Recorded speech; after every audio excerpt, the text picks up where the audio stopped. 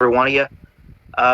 Listen, we're gonna get into some playoff talk tonight, and we got the 12-team playoff pros and cons. Oh, turn my camera back on. There we go. Right, and I tried to come up with this list. It was kind of tough, and I kind of narrowed it out, and I came up with more positives than negatives, and some of these obviously are opinionated. Right, the two negatives for playoff expansion is the first one I came up with is okay. So we have 12 teams, right? You'll get the Power Five champs, a couple at-large teams, some Group of Five. I mean, you're going to get 12 teams in there, right? Um, the first four get first-round buys. Uh, so here's what I got for you guys. Here's the cons, the negatives. I got two of them, and I'll kind of go into depth about them too. Potentially a waste for the second round games. I just mentioned the top seeds pretty much get a bye, the top four teams. Round one could be great, right? But let's say we have a normal season and we get in the top four. Let's say we have Bama, Ohio State, Clemson, and Georgia or Oklahoma. Let's go Oklahoma. You have those. Oklahoma hasn't won a playoff game, I know, but okay, still 3 out of 4. You got Ohio State, Clemson, Bama right there, right? They get first round buys. Um, you're still going to want to watch what the other 8 teams do in the first round. You get teams in there, Notre Dame's. Let's say you get like Cincinnati, or you get another SEC team like Georgia or Florida or whoever it might be in there. Um, let's say if Penn State had a bad year last year due to opt outs and injuries and stuff like that, but let's say James Franklin on a normal season, a normal year, has his team in gear. They're normally a top 10, top 15. So they could kind of fit in the category of trying to make it or something, or being an at-large team. Let's say they're one of the best one-loss teams. They're at-large. They get in there. You get like that. First-round games are going to be interesting. And then here's what and I hate to admit it, but I think people might be right. Here's what I got. The two negatives. I mentioned potentially it could be a waste for the first round game. I'm sorry, second round games, right? The top seed's going to bye. Round one could be great. You see who wins there. But then those teams go on to play Ohio State, Bama, Clemson, Georgia, Oklahoma, whoever it might be. The tier one type of programs that we're used to seeing in the playoffs every single year.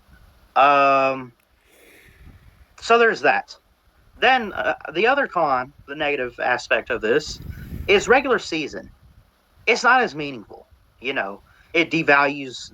Could it possibly devalue the conference championships? It might. It might not. I don't know.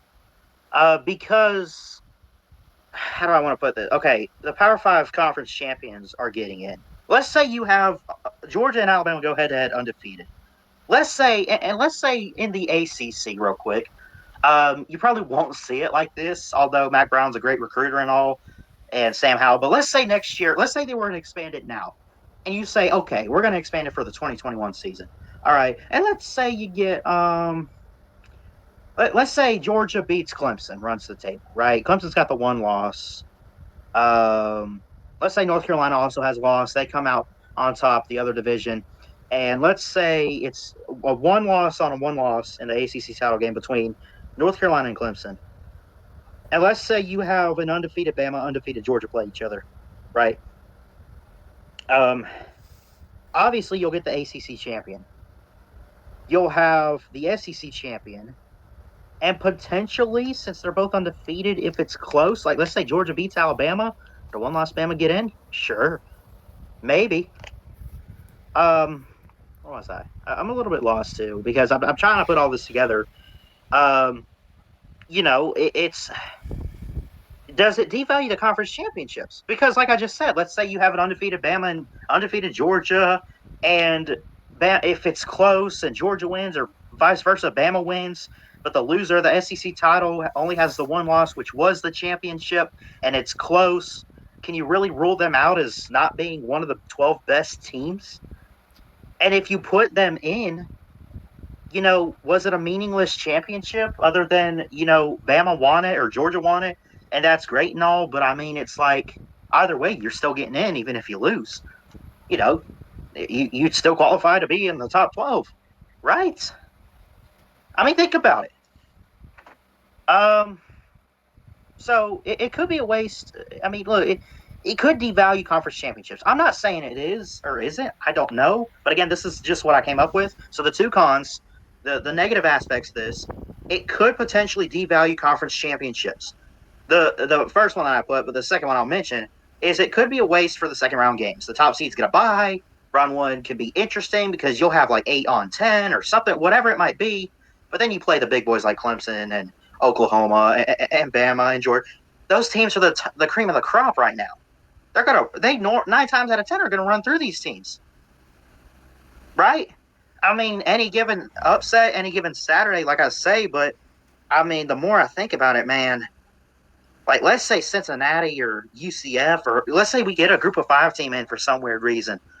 You really think they're going to go up against like Ohio State, Georgia, Clemson? I mean, Cincinnati did give Georgia a little bit of trouble last year, but I mean, I really don't know what that was about. But I mean, credit to them. But like, let's say Clemson, is Cincinnati going to give a run against Clemson? I don't know. So I mean, and I hate to put it like that, but I don't know. Now let's stick to some pros, the positives of this. It makes it easier on the committee, right? Think about all the teams that could have qualified last year, right? You had Notre Dame get in. You had teams like Cincinnati, BYU, Coastal.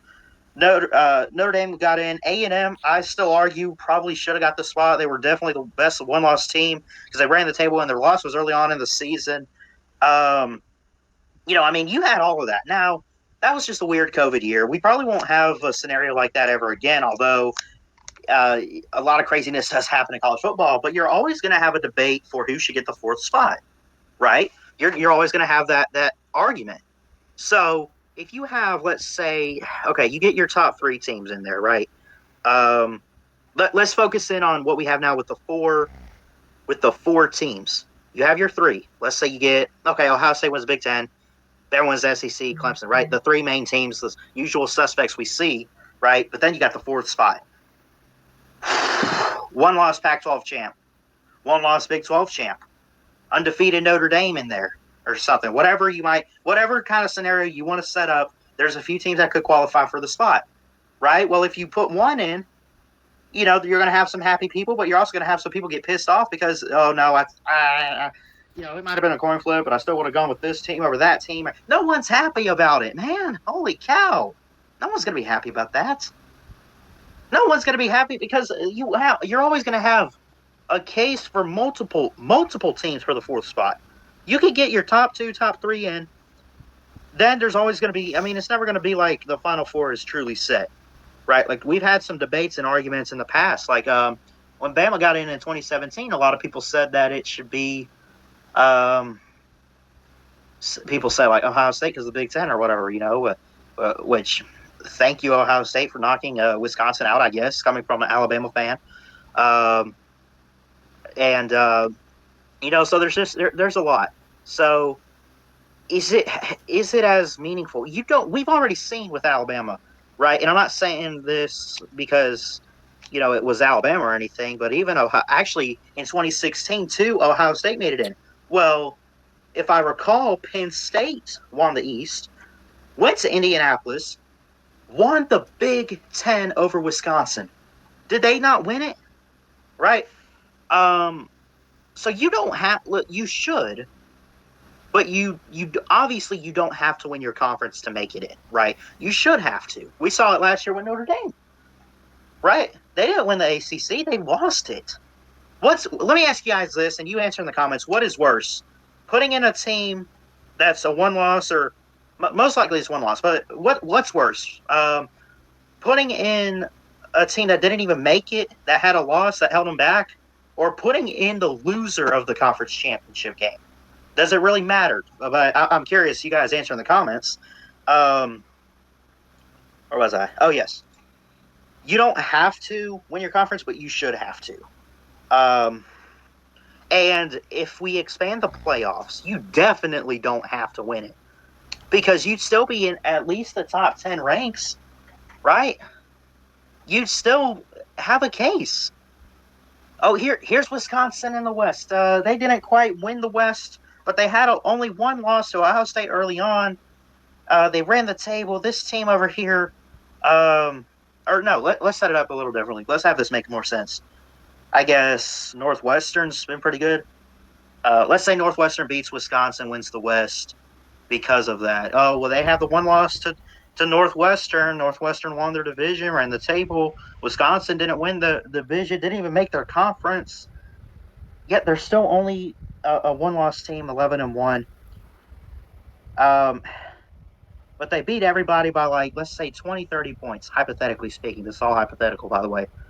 Um, you know, it's interesting. It really is, because would you put that Wisconsin team in there? I mean, with 12 teams, I mean, you probably could, right? So the pros of it, more teams get a chance at the playoffs. I love that, right? We get more matchups. We get more games, or maybe not even more games. I don't know, but I mean, it's a bracket. It's an actual tournament type style. More teams get a chance in there. It also makes it easier on the committee, right? Referring to the number of time, how many times do we have the fourth spot up for debate? How many teams? I just mentioned how many teams qualified for it even last year?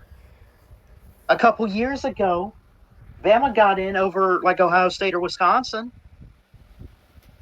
There's been quite a few times a certain team should have been the fourth spot but wasn't. Do I think Bama should have made it in 2017? I mean, we saw what happened with second and 26. But I mean, I was sitting there, and obviously as a fan, I'm excited. But at the same time, I mean, we didn't really have that kind of team. We ran the table, sure, but not only did we lose the Iron Bowl, Auburn whooped us. It's crazy. Um, so I mean, it gives more teams a chance. It makes it easier on the committee. You don't have to worry about, okay, crap, who gets this final spot, because you're not going to have like eight other teams qualified for that, but you might have two or three. Okay, fill up the other spots and then find some at-large teams. You got 12. Also, what about this, Oklahoma or Big 12? Could they finally get a playoff win early on? Let's say you got Oklahoma. They're playing a team like UCF or Cincinnati in the Group of Five, or play a Pac-12 team that's probably not as good. Which that's another thing. The Pac-12 could probably benefit from this. Teams like Oregon or USC, if they win the Pac-12, there you go. There's a lot that goes into this, really. But I want to hear from you guys. I'll go ahead and drop the link, I guess. Um, and you guys can come on and talk about it. But still.